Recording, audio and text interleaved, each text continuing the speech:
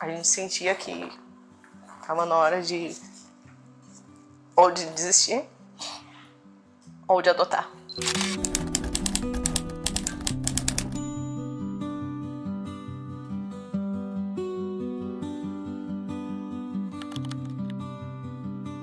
Eu sempre quis ser mãe, né? Porque eu vim de uma família onde 80% das mulheres, elas são donas de casa, são mães.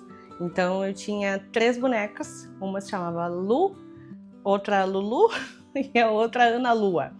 Então, aquela vontade sempre veio. E eu daí, como eu tive que estudar, minha mãe sempre me incentivou muito a estudar. Estuda primeiro antes de casar, estuda primeiro antes de ter filho. Te cuida, a vida não é fácil, né? Criar criança não é fácil. Então a gente, por um momento, a gente acaba perdendo assim aquela vontade, assim, a gente foca em coisas mais profissionais. Então eu fui sendo Dinda. E eu fui ficando. Então eu fui Dinda de 15 crianças. As coisas foram passando, a vida foi passando. Sabe qual é aquela frase, eu fiz tudo certinho? Eu saí de casa, eu me formei, eu comprei uma casa, eu casei na igreja. Sabe aqueles sonhos, assim, tudo acontecendo assim, até que eu quis engravidar. Aí começa digamos, a parte ruim do filme, sabe? Aquela parte tensa. Em 2021, antes de conhecer o meu noivo, meu marido, hoje, eu fiz uma cirurgia na hérnia. Só que nessa cirurgia, em 2021, ele tirou um cisto de endometriose. Seguida, depois do casamento, a gente foi pra lua de mel. Quando eu voltei, eu tirei meu DIU. Tirei o DIU e eu acreditava que eu ia engravidar no próximo mês. Porque era normal, inclusive na minha família, nos meus amigos, todo mundo engravidava muito rápido, né? E esse mês passou, o outro passou, e o outro passou. Se passou um ano, eu comecei a me preocupar.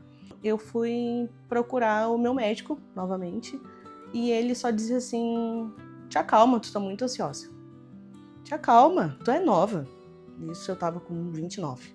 Eu fui deixando, porque eu confiava no meu ginecologista. Eu fui deixando, e esse deixando foi mais um ano. E esse um ano, o meu psicológico começou a me maltratar. E me maltratar feio. Tu fez tudo direito. Tudo direitinho. Aí chega na minha vez, acontece isso. E ninguém quer. Ninguém imagina que isso possa acontecer contigo. Nossa, foram tantos momentos horrorosos assim. Pensando por que eu não consigo. O que tá acontecendo comigo? Eu tava com o psicológico afetado, mas eu ainda tava me segurando. Eu ainda, né, ficava cuidando ali o testezinho. E uma das pessoas da minha família engravidou e não queria. E uma das pessoas da família do meu marido engravidou e também não queria. E eu fiquei 5 minutos chorando porque eu não conseguia e 5 minutos chorando porque eu tava chorando porque a outra não tem nada a ver comigo, entendeu? Ela não merece isso, e a criança não merece isso.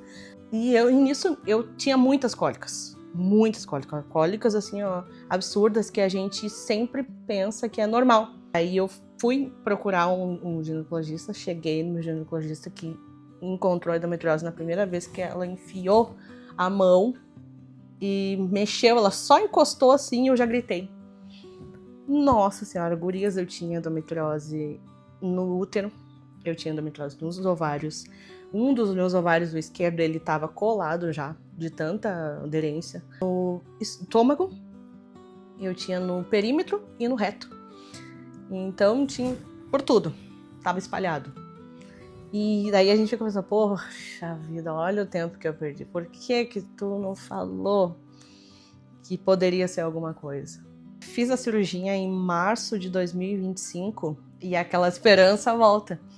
Né? Eu nunca pensei na minha vida que engravidar naturalmente fosse tão difícil. Depois que eu fiz a cirurgia, não veio natural. Não veio.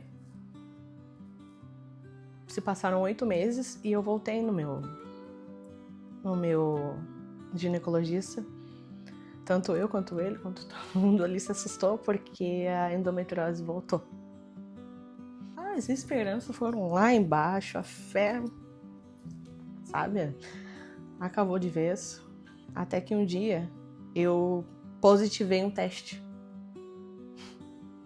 Positivei o teste. Tudo aqui, ó. Tudo na minha cabeça.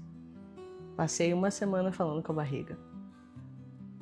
E quando eu cheguei no médico pra ver, não era.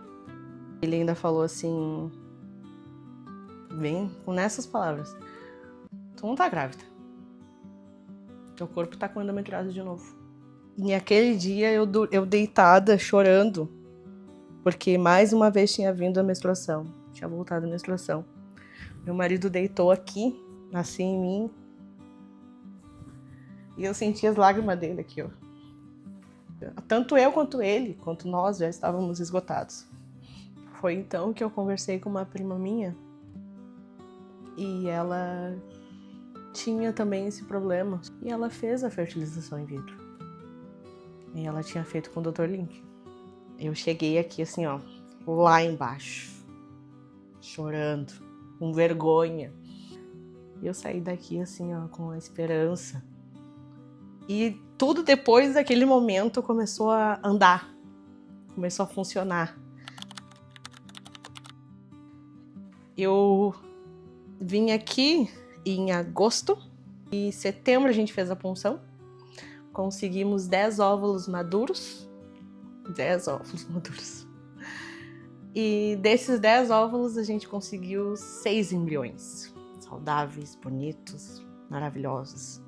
Eu queria botar 3, doutor Link não deixou.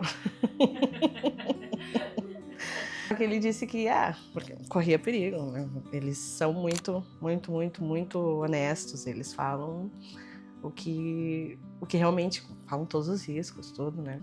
Coloquei uma, e nessa uma veio o amor maior do mundo, na minha Heloísa, que hoje tá com 20 semanas, meu bebezão. Um dia antes que eu fui ver como é que tava o útero, assim, bonitinho, antes de colocar ela, tinha um coração. E eu disse, Deus, se isso não é um sinal, o que que é? O que que vai ser um sinal? Nossa, a Luísa veio de primeira e eu senti todos os sintomas possíveis. Meu Deus, que não precisava. Meu Deus, tudo foi mágico. A minha gravidez está sendo mágica. O Dia das Mães sempre foi muito significativo para mim por conta da minha mãe. Minha mãe é uma guerreira. A minha mãe é uma pessoa extraordinária. A minha mãe me criou sozinha, com toda a força possível. O amor que eu tenho por ela é inexplicável e o amor que eu tenho pela Luísa é inimaginável. Lulu, a mãe é completamente apaixonada por ti, minha filha. Tu não tem noção de como tu foi desejada. Tu não tem noção de como tu é amada pela mãe, pelo teu pai, pela tua família. Tu é tudo na nossa vida. É inexplicável o amor que a mãe tem por ti. Para as mamães e para as tentantes, né? Porque assim, uma tentante, ela também é mamãe no coração. Então, mamães, força, garra. Seus filhos são tudo na vida de vocês. Um feliz Dia das Mães para vocês. E para as tentantes, não desistam do sonho. Se gerar é o sonho de vocês, se adotar é o sonho de vocês, não desistam. Não desistam, Deus tá lindo. Deus não coloca uma coisa no coração de vocês se não é do desejo dele. Então, sigam firmes.